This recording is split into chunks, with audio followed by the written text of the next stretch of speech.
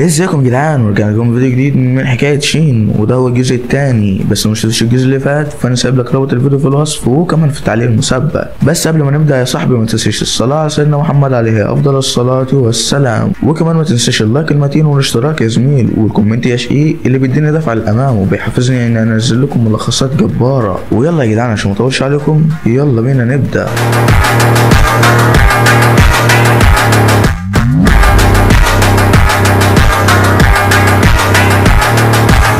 في الجزء اللي فات شفنا القوة السحرية اللي هيمد على شين واصحابه، ولكنه بيعمل درع بالسحر بتاعه، بس ايده بتتحرق من القوة السحرية بتاعت الهجوم ده، لكن الشفاء الذاتي اللي في الزي بتاعه بيتفعل وايده بترجع زي الاول تاني، وبيكون صاحب الهجوم ده هو الواد كارتو، واللي بيكون اتحول لشيطان وقوته زادت بشكل كبير جدا. بس ده مش هيفرق مع الاسطورة شين، واللي بيخلي الامير ياخد صحابهم ويمشي، والواد ما بيكونش موافق في البداية، لكن شين بيعرفوا انهم هيكونوا عقبة في طريقه وهو خايف عليهم، فساعتها الواد بياخدهم وبيمشي، وبيخلي الاتنين المساعدين اللي معاه يعرفوا الحراس باللي بيحصل.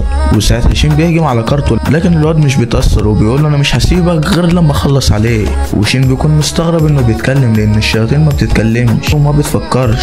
وساعتها شين بيتفادى الهجمات بتاعته وبيكون عايز يرجعه انسان تاني، ولكن ساعتها الواد بيفعل التدمير الذاتي على نفسه. وشين اول ما بيلاقي ان الموضوع مفيش منه فايده بيخلص عليه بكل سهوله. وبعدها اصحاب شين بييجوا وبيكونوا مصدومين من قوته عشان هو قتل انسان شيطاني وكده يعني، بس هو كان عادي بالنسبه له. وساعتها بتطمن عليه سيليا، وفي الوقت ده بيوصل الحراس وبيسالوا الامير عن الشيطان، ولما بيوروه لهم وبيتصدموا اكتر لما بيعرفوا ان شين هو اللي قتله، لانهم بيكونوا مفكرين ان الامير هو اللي خلص عليه. وساعتها بيهتفوا لشين وبيكونوا فرحانين بيه.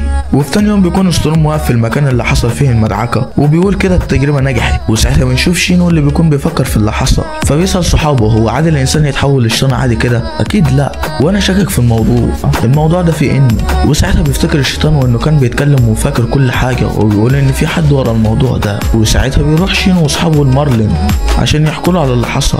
واول ما بيوصلوا بيلاقوا الملك ديسيوم هناك، وبيكون جاي عشان يكرم شين لانه قتل الشيطان لوحده. بس مارلين بيكون متعصب عشان مش عايز شين يتدخل في اي حاجه من امور السياسه في الدوله، وان ده هيعرضه لمشاكل كتيره. فالملك بيقنع مارلين وبيقول ان كل ما اي شيطان بيظهر الناس بتموت من الرعب، لكن دلوقتي ظهر شيطان والشيطان تم القضاء عليه، ولازم الناس تعرف مين البطل اللي عمل كده عشان يطمنوا. وساعتها مارلين بيطمن شويه، وساعتها الملك بينحني لمارلين عشان يوافق. فمارلين بيوافق وبيقول له انا لو حسيت انك هتضمه للجيش او اي حاجه انا هاخده وامشي من هنا. فالملك بيقول له ما تخافش يا عم خلاص. وبنشوف شين ماشي بعدها في الشارع والبنات كلها بتبص له وبيكونوا معجبين بيه عشان هو اللي قتل الشيطان لوحده وكده يعني، وبيكونوا بيحسدوا ماريا وسيليا عشان هما ماشيين معاه. وساعتها واحده من الناس بتقول هو في واحده منهم تبقى حبيبته، وسيليا بعد ما بتسمعها بتكون محرجه جدا. فساعتها الواد بيحس على دمه وبيتاسف لها على اللي الناس بتقوله، فبتقول له لا يا عم مفيش حاجه انا مبسوطه اصلا. يا عم الكلام ده يا عم، البت رمي جتتها على الولد. المهم بعدها بيوصلوا المدرسه وبنلاقي الطلاب كلهم متجمعين عشان ينضموا لمجموعه شين. ولو انت ناسي فحب افكرك ان شين كان عامل مجموعه للتدريب على السحر. نرجع للمدرس اللي بيكون واقف قدام الطلبه وبيقول يا دي الوقعه السوداء، وبيقول ده انا لو سبتهم ينضموا لمجموعه شين مش هيفضل حد ينضم للمجموعات التانيه. وساعتها المعلم بتجيله فكره وهي انه يعمل لهم اختبار انضمام لمجموعه شين، وفعلا بيعمل الاختبار وما فيش حد بينجح غير اتنين، مارك واوليفيا. وبعدها شين بيتعرف على الاتنين وبيطلب من مارك انه يعمل له سيف جديد عشان هو وابوه حدادين وكده يعني، بس الواد بيكون خايف ان السيف يكون وحش وما يعجبهوش. بس شين بيقول له انا عايز السيف يكون حد بس، وما تقلقش يا عم انا السيف بتاعي اصلا كان ضعيف، لكن انا عملت عليه تعويذه تخليه حاد ويقطع اي حاجه. فالواد بيقتنع بالكلام وبيوافق. وساعتها بنشوف الملك واللي بيكون جاهز خطه عشان يمسك اللي بيحول الناس لشياطين، وبيكون شاكك في اخونا ستروم. وساعتها بيبعت اتنين لستروم عشان يستجوبوه، لكنه بيتوه في الكلام عشان محدش يمسك عليه حاجه. فالمهم المحقق ده بيفضل يسال ستروم اسئله كتيره لحد ما بيقع بلسانه، وبيقول انا ما كنتش متخيل ان كارتو هيتحول لشيطان. فالمحقق اول ما بيسمعه بيقول كده بيروح قايل له تعالى معانا عشان تتعرف على جثته. فستروم بيوافق يروح معاهم. نروح لشينو اللي كان بيتناقش مع اصحابه على شكل السيف. المهم سيبونا من شين وخلونا نروح لستروم والجنود، واللي بيكونوا خدوه على المكان اللي موجود فيه الجنود بتوع المملكه اللي هو جيش المملكه وكده، وبيكونوا عاملين له كمين والجنود بتحوطوا من كل مكان. وستروم ما بيكونش فاهم حاجه. فالجندي بيقول له ان الملك كان امر ان اسم كارتو ما يتذكرش عشان ما حدش من الناس يعمل حاجه لاهله بعد ما يعرفوا ان ابنهم اتحول لشيطان. وانت عرفت انه كارتو من غير ما حد يقول لك، معنى كده ان انت اللي حولته لشيطان، واحنا كنا شاكين فيك من الاول. فساعتها ستروم بيضحك ضحكه شيطانيه وبيقول لهم طالما انتوا عرفتوا فانا همشي من هنا، كده كده انا خلصت كل اللي ورايا هنا، ووجودي في المملكه ملوش لزوم، ويلا باي باي من غير سلام. فالمحقق بيأمر الجنود انهم يمسكوه، وساعتها بنشوف انفجار حصل جنب شين واصحابه، ولما بيروحوا عشان يشوفوا ايه اللي حصل بيلاقوا ستورم ضارب الحراس ومبهدلهم ومفيش حد قادر عليه. وساعتها المحقق بيقول للامير ان ستورم هو اللي حول كارته لشيطان، فساعتها شين بيتعصب بعد ما بيسمع الكلام ده وبيهجم على ستورم بقوه جباره، لكن ستورم بيصد الهجوم ده. لكن تفتكر ان شين هيسيبك؟ عند امك يلا. وساعتها شين بيدمر الارض من تحتيه، ولكن ستورم بيستعمل سحره وبيطير في الجو، وشين بيكون متفاجئ من السحر ده عشان هو اول مره يشوفه. وساعتها شين بيهجم على ستورم وبيدمر البتاع اللي على عينه، وساعتها بنشوف عينه واللي بيكون لونها احمر وبيكون هو كمان شيطان. وبنشوف ستورم واللي بيكون متعصب من شين عشان هو كان عايز هويته ما تتكشفش، وبيوعد شين انه هيخلص عليه، لكن شين بيروح عليه بهجوم قوي، لكن الضربه مش بتيجي فيه وبيكون لسه هيهاجم شين، لكن شين كان محضر له تعويذه جباره باستخدام اشعه الشمس وبيهجم بيها عليه وبيمحيه من المكان. لكن شين بيكون حاسس ان في حاجه غلط، فالمهم واحد بيجي له بيقول له شكرا لك عشان انت انقذتنا، فبيفرح شين من كلامه وبيقول له لا يا حاج ده واجب عليا. وبعدها شين بيروح مع زمايله، وساعتها ميلدا بتسال ماريا على شين وسيليا وان في حاجه بينهم ولا لا، فماريا بتقول لها هما الاتنين بيحبوا بعض بس محدش فيهم عرف التاني. وشين بيكون بالنسبه لسيليا الحب الاول، لان الشباب دايما كانوا بيعترفوا لها بحبهم، لكنها ما حبتش غير شين وكانت بترفض اي حد. زي ما انتوا عارفين يعني البنت من دول تروح تعترف لها بحبك تقول لك ده انا اتقدم لي كتير وقليل لكن قلبي ما اختارش غيرك، وتعرف في الاخر ان اللي تقدم لها كان سردينه بتاع الفسيخ. توب علينا يا رب. انا حاسس ان انا هتضرب بعد الفيديو ده. المهم نرجع تاني لشين واصحابه واللي بيكونوا رايحين يجيبوا السيف الجديد، وفي حاجه انا مش فاهمها، هو ليه لما شين بيروح في اي حته اصحابه كلهم بيروحوا معاه؟ روح على بيتك ياض منك ليه؟ وبيلاقوا هناك ماركو واوليفيا واللي واضح انهم بيحبوا بعض. المهم لما بيدخلوا لابو ماركو وبيعرف ان الامير وقاتل الشيطان اللي هو شين يعني هما اللي عايزينه بينصدم وبينحن لهم، ولما بيعرفوا انهم عايزين سيف لشين قاتل الشيطان بينصدم صدمه كبيره، وساعتها بياخد مواصفات السيف والراجل بيكون مبسوط عشان هو اللي هيعمل سيف البطل. نروح بقى خارج المملكه دي وفي مملكه تانية بنلاقي واحد بيكلم الملك بيقول له ايه رايك نهجم على مملكه ارسلهايدو اللي هي المملكه اللي شين فيها عشان هما دلوقتي في حاله ضعف بسبب هجوم الشيطان عليهم. فالملك بيوافق. نرجع تاني لشين واللي بيكون خلص كل حاجه عند الحداد، وقبل ما بيروحوا بيجيب هديه لسيليا، والهديه بتكون خاتم، والبنت بتكون في قمه السعاده وقمه الاحراج برضه، واخدين بالكم؟ نروح بقى شين واللي بيكون هيتم تتويجه بميداليه عشان هو اللي قتل الشيطان وكده يعني، مع ان المفروض ان انا اللي اخد الميداليه دي عشان انا جبت ال1000 مشترك ومحدش قال لي مبروك. يلا كله ينزل تحت في الكومنتات ويكتب لي مبروك على ال1000 مشترك يا دراجو. نروح لشين واللي بيستلم الميداليه، وبعد ما بيستلمها بيتكلم الملك وبيقول ده هو شين حفيد مارلين وميلدا، وانا وعدتهم اني مش هستخدمه في اي اغراض سياسيه، وانا بقول دلوقتي عشان اكد على كلامي قدامكم وانتوا تكونوا شاهدين على كلامي. وشين بيكون فخور باللي الملك عمله. وتاني يوم لما شين بيكون رايح المدرسه بيلاقي مجموعه كبيره من المعجبين قدام البيت، فبيروح ببوابه الانتقال الاني وبعدها بيدخل وبيبدا الحصه. واحد يقول لي حصه ايه يا دراجو؟ انت نسيت ولا ايه يا صاحبي؟ مش هو عمل مجموعه خاصه بيه لتعليم السحر؟ المهم بيقول للطلاب انهم لازم يعلوا طاقتهم السحريه، والا لو حصلوا دخلوا معركه ضد وحوش قويه او شياطين هيموتوا على طول. وبيديهم مثال بالدرع بتاع ماريا واللي كان ضعيف واي حاجه هتخترقه، فبينادي بعدها على سيليا وبيخليها تعمل الدرع بتاعها بس بقوه الخاتم اللي هو كان عاطيهولها لانه كان مزوده بالطاقه عشان يحميها. وساعتها بنشوف قوه الدرع بتاع سيليا واللي بيكون متين زي اللايك. انزل يا صاحبي اعمل لايك، اعمل لايك يا صاحبي واشترك كمان واكتب لي كومنت. ومكون من طبقتين والعيال ما بيكونوش فاهمين حاجه، فبيطلع قوته كلها عليهم وساعتها بيفهموا شويه. وفي الوقت ده بنشوف سترومو اللي بيكون لسه عايش وبيكون قاعد على سريره بس في مملكه تانية غير المملكه اللي شين موجود فيها. نروح لشين اللي بيكون واخد صحابه مارلين وميلدا عشان يفهموهم اكتر ويعرفوهم اكتر عن السحر. فمارلين بيفهمهم اكتر عن السحر والقوه وبيعملوا قدامهم سحر بوابه الانتقال الاني، والعيال بيكونوا مبهورين منه وساعتها بيتحمسوا وشكلهم كده هيخربوا الدنيا. وبنعرف مارلين عامل سحر البوابه ليه؟ عشان محدش يعرف ان شين قوته غير عاديه ويحصل له مشاكل. وتاني يوم في المدرسه بنعرف ان العيال بدأوا يتدربوا لوحدهم، وكمان شين السيف بتاعه بيكون جاهز وبيروح يستلمه، وكمان بيشتري لكل حاجات يلبسوها في التدريب. وساعتها الامير بيروح لاصحابهم وبيقول لهم ان الحرب ممكن تبدأ في اي وقت وانهم لازم يكونوا جاهزين عشان هم ممكن يشاركوا هم كمان ما عدا شين عشان وعد الملك. لكن شين بيقول لهم انا انا مش هشارك في الحرب، بس لو احتجتموني فانا هكون موجود عشان احميكم، ولا انتوا ناسين ان انتوا اصحابي اللي ماليش غيرهم. وبعد ايام من كلام الامير الحرب فعلا بتبدا، والملك بيكون متعصب عشان مملكته بوليسيفيا بتكون خسرانه. وساعتها الملك بيصرخ وبيقول هاتولي زلط الكلب اللي قال ان ده انسب وقت نهجم فيه على ارسلهايدو. والملك ده بيكون اسمه عزوز. واحد يقول لي مين عزوز ده يا راجل؟ عزوز اسم حلو كده وشيك عشان اسمه بيكون معفن يا عم. عزوز حلو.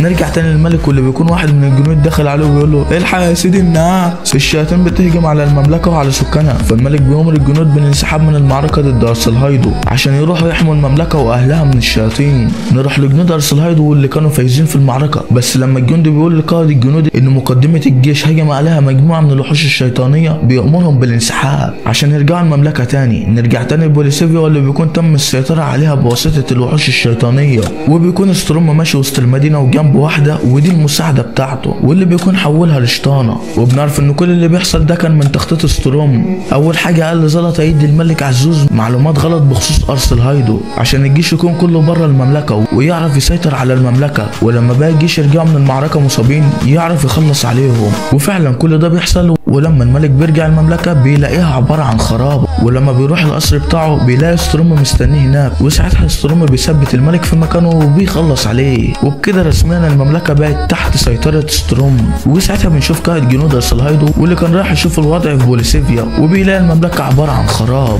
وساعتها بيسمع صوت ستروم واللي بيقول لهم اهلا بيكم في مملكتي. ولسه القائد بيلف وبيبص جنبه بيلاقي اعداد لا حصر لها من الشياطين، فبينسحب هو والجنود. يا عم العمر مش بعزها يا عم، ارجع تاني يا ابني. ولما الملك بيعرف بالخطر اللي جاي عليهم بيعرف باقي المملكه بكل اللي حصل. نروح للمدرسه واللي بيعرفوا الطلاب انهم هيخوضوا تدريبات قاسيه بالتعاون مع مدرسه الفرسان، وده عشان الطلاب هتشارك في الحرب ضد الشياطين. والطلاب بيكونوا عارفينه وما عندهمش اي اعتراض، بس هم بيكونوا متضايقين بس عشان هينضموا لمدرسه الفرسان، وده لانهم بيستهزئوا من طلاب مدرسه السحر اللي هي مدرسه شين واصحابه، يعني عشان مفكرينهم ضعفاء. وساعتها شين بيحاول يعرفهم المغزى من التدريب ولكن مفيش فايده. المهم بعدها بيتجمع طلاب المدرستين عشان يبداوا اول تدريب، لكن طلاب مدرسه الفرسان بيستهزئوا بشين. المهم بيركب في كل عربيه 4 من كل مدرسه، 4 سحره و4 فرسان، والفرسان بيكونوا مغرورين وبيقولوا انهم مش هيحتاجوا السحره في اي حاجه. ساعتها السحره بيتفقوا انهم مش هيساعدوا الفرسان خالص، وبعدها بيوصلوا مكان التدريب واللي بيكون في الغابه،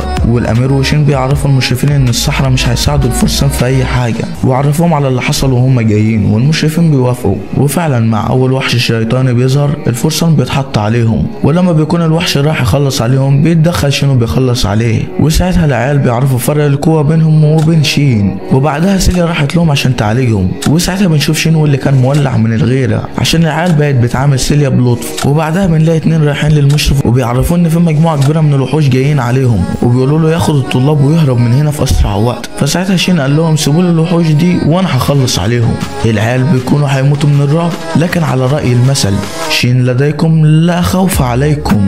بيضرب تعويذه زلزلت المكان من قوتها وقدر يخلص على كل الوحوش. وساعتها الفرسان بيعرفوا فرق القوه الجبار اللي بينهم وبين شين. بنشوف البنت دي رايحه تعتذر لشين عشان قللت من قوته، ومن بعدها والطلاب كلهم في تعاون تام، السحره والفرسان. وفي نهايه اليوم بنشوف شين كده وبيكون باين عليه علامات الاستياء والحزن. بيقول لهم انا حاسس ان انا بعد ما علمتكم السحر بالطريقه دي وزودت من قوتكم حاسس ان ده ممكن يسبب لكم مشاكل. فالامير بيكمل الكلام وبيقول انتوا هتكونوا محط انظار لممالك كتير بسبب قوتكم دي واللي هتغير شكل حياتكم. لكنهم بيقولوا شين عيب عليك يا عم، ده احنا فرحانين اخر حاجه عشان انت كده امنت مستقبلنا وحياتنا هتكون اخر جمال، ما تقلقش انت بس. وساعتها شين بيفرح من كلام امه وبعدها بياخدهم على مكان التدريب. وبنشوف ساعتها قوه العيال دي واللي بتكون زادت بشكل كبير جدا. وساعتها الامير بيقول لشين احنا مش عايزين حد يعرف حاجه عن العيال دي. فشين بيقول له المكان هنا امان، انا كنت بتدرب هنا وانا صغير، يعني تحط في بطنك بطيخه صيفي ولو ما لقيتش بطيخه صيفي هات بطيخ شتوي. وبعدها الامير بيجمعهم كلهم وبيقول لهم انا هعرفكم حاجه ودي من اسرار المملكه، بس انتوا دلوقتي ما بقيتوش عاديين، انتوا دلوقتي ابطال. وساعتها الامير بيعرفهم كل حاجه حصلت في مملكه بوليسيفيا، والعيال بيكونوا واقفين زعلانين. وبيعرفهم كمان ان بعد اي هجوم اعداد الشياطين عندهم بتزيد ومن المحتمل اننا نخش ضدهم في معركه. وساعتها شين بيقول في باله ان نهايتك هتكون على ايدي يا ستروم. وساعتها شين بيقرر يعمل لهم مخيم عشان التدريب، والعيال كلهم بيكونوا فرحانين بالفكره، وكمان بيقرروا انهم يخيموا في بيت سيليا عشان اهلها عندهم ينابيع، يعني بعد كل تدريب هيدلعوا نفسهم. المهم شين بيروح لمارلين وميلدا وبيعرفهم موضوع المخيم ده، فبيقولوا له احنا موافقين بس بشرط يا حبيبي اننا هنروح معاكم كمشرفين يعني. وفعلا تاني يوم بيركبوا الحنطور على بيت عيلة سيليا، واثناء ما كانوا ماشيين في الطريق بيقابلوا مجموعة من الوحوش فبيخلصوا عليهم بكل سهولة. المهم بيوصلوا على بيت عيلة سيليا واهلها بيرحبوا بيها وبكل اللي معاها، وبعدها بيروحوا كلهم على الينابيع عشان يروقوا على نفسهم وبيقعدوا يتكلموا مع بعض شوية. وتاني يوم بيبدأ مارلين في تدريبهم، وميلدا بتعلمهم كمان ازاي يصنعوا الادوات السحرية. وشين بيكون واقف كده وفرحان بعيلته واصحابه، فبيقول طالما الكل بيطور من نفسه لازم انا كمان اطور من نفسي. فالعيال بيخافوا وبيبعدوا عنه وبيعملوا دروع عشان تحميهم. وساعتها بيبدأ في انشاء التعويذة واللي بتكون جبارة وقوية جدا، وبيضرب التعويذة واللي بتفجر المكان وبتدمر لها كام جبل في طريقها. لكن ميلدا بتيجي وبتظرف واحدة كده على دماغه عشان تدمر الجبال. لكن العيال بيكونوا فرحانين في نهاية التدريب. لكن الامير بيروح لشين عشان يطلب منه انه يوديه على القصر عشان يعرف معلومات اكتر عن الشياطين ويعرف ايه اللي بيحصل في المملكة وباقي الممالك. وفعلا شين بيوديه القصر، واول ما بيوصلوا بيلاقوا خطيبة الامير واللي اسمها أليس، وبتعرف عن نفسها لشين. وبعدها أليس بتقول للامير انت قاعد هناك وسايبني هنا لوحدي، وبتكون عايزة تروح معاه. وساعتها بتيجي اخت الامير وبتكون عايزة هي كمان تروح مع الامير على المخيم، والامير بيكون مش موافق في الاول بس الملك بيخليهم يروحوا معاه عشان يغيروا جو وكده يعني. وبعدها شين بياخدهم على المدينة بسحر الانتقال، وبعدها بيتمشوا في المدينة شوية. واثناء وهم ماشيين أليس بتقف وبتكون متضايقة من الامير عشان هو مش بيتكلم في القصر غير على شين. شين راح شين جه، شين جه شين راح. فبيقول لها الامير لا، كل اللي في الموضوع ان انا بكون مطمن وانا مع شين وبحس بالامان، وكمان عشان بحس ان هو اخويا. فالبنت بتتضايق اكتر وبتقول له وانا ماليش لازمه يعني. فالواد بيقول لها انت بالنسبه لي الحنان والامان والصدر الحنين. فالبنت بتجيب ورا والكلام بيعجبها، اصل ما بيجيش غير بالكلام الحنين كده والحاجات انت فاهمني عزيزي المشاهد. وبعدها بيروحوا مطعم كده، ولما بيكونوا قاعدين بيتكلم الامير وبيقول لي شين هو انت مش هتعترف بحبك لسيليا؟ فالواد بيتحرج من الكلام كده وبيقول له وانت مين قال لك انها بتحبني اصلا؟ مش ممكن لما اروح اعترف لها ترفضني. فبيقول له الكل عارف انكم بتحبوا بعض وعمرها ما ترفضك عشان هي بتحبك. المهم بعدها بيروحوا على بيت سيليا وبيعرفوهم على بعض، وشين بيكون هيموت من الاحراج. وبعدها الكل بيتعرف على اخت الامير وخطيبته، وشين بيقول لميلدا ان اخت الامير بتحبها، فبتروح لها وبتمسك ايديها وبتقول الله ايد البنات حلوه مش زي شين اللي ايده زي رجله. فالواد بيتحرك كده واصحابه هم كمان بيتريقوا عليه. فسيليا بتقول بطريقه تلقائيه وبدون تفكير انا هكون في قمه السعاده لما امسك ايد اطفالنا احنا الاثنين. وساعتها كل اللي كانوا موجودين بيكونوا في قمه الصدمه من كلامها. وسيليا اول ما بتاخد بالها من اللي هي قالته بتتحرج وبتطلع تجري من المكان وهي في قمه الاحراج. فالامير بيروح لشين وبيقول له عرفت ان كلامي صح، روح بقى اعترف لها عشان حبك مبهدلها، وجايب لها الاحراج. وبعدها بالليل لما شين بيكون بيتمشى بيلاقي سيليا قاعده لوحدها، فبيروح لها عشان يتكلم معاها ولكنهم بيكونوا محرجين هما الاثنين. لكن سيليا بتتاسف لشين على الكلام اللي هي قالته جوه. فشين بيقول لها ما تتاسفيش انا اصلا كنت فرحان. بيرد اعتباره عشان هي كانت فرحانه ان الناس كانوا بيقولوا عليها ان هي حبيبته. وبعدها قعدوا يتكلموا مع بعض، وساعتها شين بيعترف لها بحبه. فالبنت من كتر الفرحه عيطت وقالت له وانا كمان يا شين بحبك. وساعتها بنشوف ان الكل كان بيتصنت عليهم، اتفضحت يا رشدي. وساعتها شين بيستغل وجودهم وبيعلن ارتباطه بسيليا. في الجزء اللي فات شفنا شين وهو بيعترف بحبه لسيليا، وتاني يوم بيصحوا هما الاثنين وبيكونوا محرجين من بعض. وبعدها سيليا بتقول انهم لازم يعرفوا اهلها بارتباطهم عشان هي ما تحبش تخبي حاجه عنهم. وفعلا بيروحوا هما الاثنين لاهلها عشان يعرفوهم. وشين بيكون باين عليه انه متوتر، وساعتها بيقول لابوها انا بحب بنتك وهي وافقت اننا نرتبط، وانا جاي هنا عشان اخد اذنكم واعرفكم. فابو سيليا بيكون فرحان عشان شين بيحب بنته، وشين بيكون مصدوم منه وبيقول هو الراجل ده مجنون. لكن ام البنت بتقول للراجل يقعد، وبتقول لشين انهم عيله محترمه ومش هينفع يروح ويجي مع سيليا غير لما يتخطبوا. فشين بيوافق على الخطوبه. فالام بتبارك لسيليا عشان حبيبها هيخطبها، والبنت بتكون فرحانه عشان شين هيخطبها. وبعدها بنشوف العيال واللي كانوا بيتدربوا، واللي بنلاحظ ان قوتهم زادت بشكل كبير جدا. وأليس واخت الامير بيكونوا مصدومين من قوتهم. نروح بعدها لستروم واللي كان قاعد في مملكه بوليسيفيا، والمساعده بتاعته بتقول له انهم على وشك السيطره على جميع انحاء المملكه. نروح تاني لصاحبنا شين واللي بيكون هيعمل سحر جديد، والعيال بيكونوا خايفين فبيعملوا الدروع عشان يحموا نفسهم، لكنهم بيعرفوا ان التعويذه دي مش هجوميه فبيشيلوا الدروع. وساعتها بنشوف شين بيستخدم سحر الطيران على الحجر واللي بيخلي الحجر يطير، والعيال بيكونوا مصدومين من اللي بيشوفوه فبيصدمهم اكتر لما بيطير هو زي ستروم. وبعدها بيروح البيت وبيعرف مارلين وميلدا على اللي حصل مع اهل سيليا وعلى موضوع الخطوبه، وبيتاسف لهم عشان هو عمل كده من غير ما يعرفهم، لكنهم بيكونوا متفهمين الموضوع وبيقولوا لسيليا انهم عايزين يروحوا لاهلها عشان يتكلموا معاهم دلوقتي. وساعتها بيروحوا هناك وبيقعدوا وبيتكلم مارلين وميلدا وبيعرفوا اهل سيليا على كل حاجه تخص شين وانه مش حافظهم وانهم كانوا لاقيينه وهو طفل. وبنعرف هما بيقولوا كده ليه، عشان يعرفوا اهل سيليا وافقوا على شين عشان هو حافظهم بس، ولا عشان هو وسيليا بيحبوا بعض وعشان ما يتفاجئوش لو عرفوا في المستقبل. فبيتكلم الاب وبيقول انا كنت موافق على شين عشان هو بيحب سيليا وهو هيقدر يحميها وسيليا كمان بتحبه، فالعيلتين بيكونوا فرحانين وفي قمه السعاده. وشين ساعتها بيشكر مارلين وميلدا على كل حاجه عملوها له، ومارلين وميلدا بيكونوا فرحانين عشان شين. وبعدها بيحددوا وقت للخطوبه. نروح للعيال واللي بيكون شين جاب لهم بدل جديده للتدريب، وبيكون ضاف البدل دي قدرات كتيره ومنها مقاومه الحراره والشفاء الذاتي السريع، وكل ده عشان هيخليهم يتدربوا على اقوى الوحوش الشيطانيه واللي بتكون قويه جدا. والعيال بيكونوا خايفين جدا، لكن شين بيعرفوا منهم اقوى من انهم يخافوا، فالعيال بيوافقوا يروحوا التدريب. وساعتها بيقابلوا اسد شيطاني واللي بيكونوا خايفين منه، لكنهم بيقدروا يخلصوا عليه. ومن بعدها والعيال واخدين الثقه وكل واحد بيمسك له وحش شيطاني وبيخلص عليه، والعيال بيكونوا اتطوروا على الاخر. نروح بعدها لشين واللي بيكون ده هو يوم خطوبته على سيليا، ولما كان بيظبط هدومه قدام المرايه بيلاقي سيليا داخله عليه بالطله الجميله، ومن كتر حلاوتها بنشوف شين وهو واقف متنح لها، والواد بيكون لسه هيتكلم معاها لكن ام البنت بتدخل عليهم وبتقول لهم الناس مستنيينكم بره. فبعدها بيطلعوا هما الاثنين واهلهم واصحابهم بيكونوا فرحانين بيهم. وبعد الحفله بنشوف شين بيطلع خاتم لسيليا وبيقول لها الخاتم ده عشانك، وبيلبس لها الخاتم في ايدها،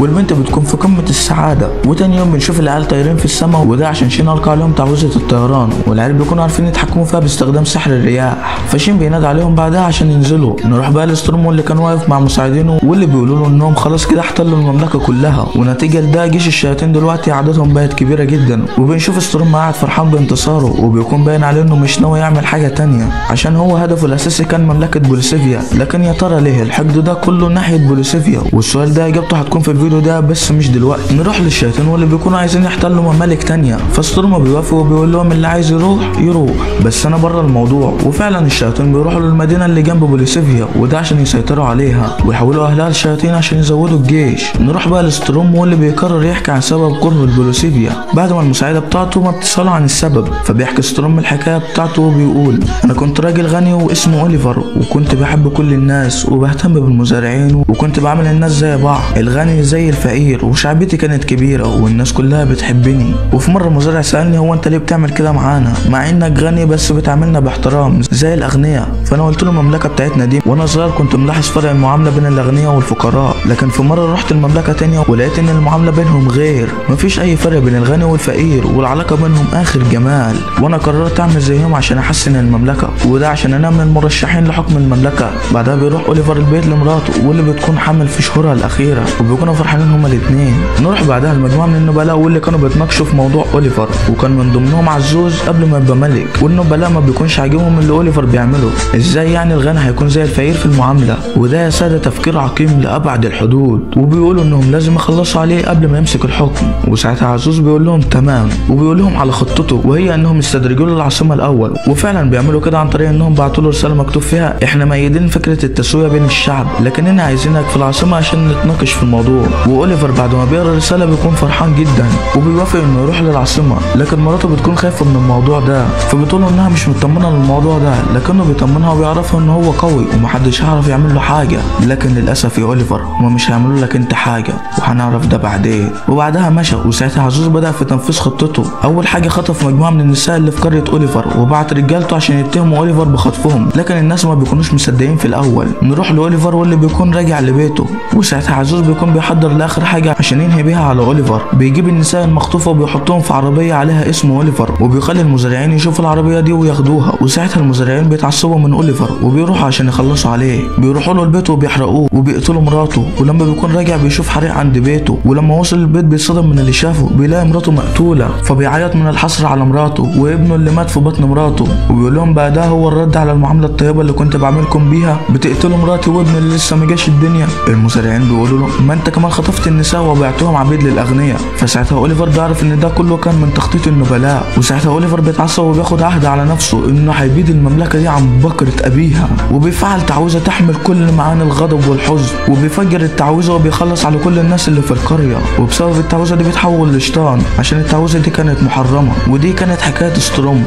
والصراحة هو عنده حق في كل اللي عمله. وبكده بيكون انتهى الجزء الثالث من حكاية شين. يا ترى ستروم هيعمل ايه بعد ما حقق اللي كان عايزه؟ ويا ترى الشياطين اللي راحوا يهجموا على المملكة اللي جنب مملكة بوليسيفيا هيعملوا ايه؟ ويا ترى شين هيتدخل وينقذ المملكة ولا لا؟ كل ده هنعرفه في الجزء القادم من حكاية شين. بس قبل ما تقفل ما تنساش الصلاة على سيدنا محمد عليه افضل الصلاة والسلام، وكمان ما تنساش اللايك المتين والاشتراك يا زميل والكومنت يا شقيق، عشان ده هو اللي بيحفزني ان انزل لكم ملخصات جبارة. ويلا يا جدعان اشوفكم الفيديو الجاي على خير. سلام.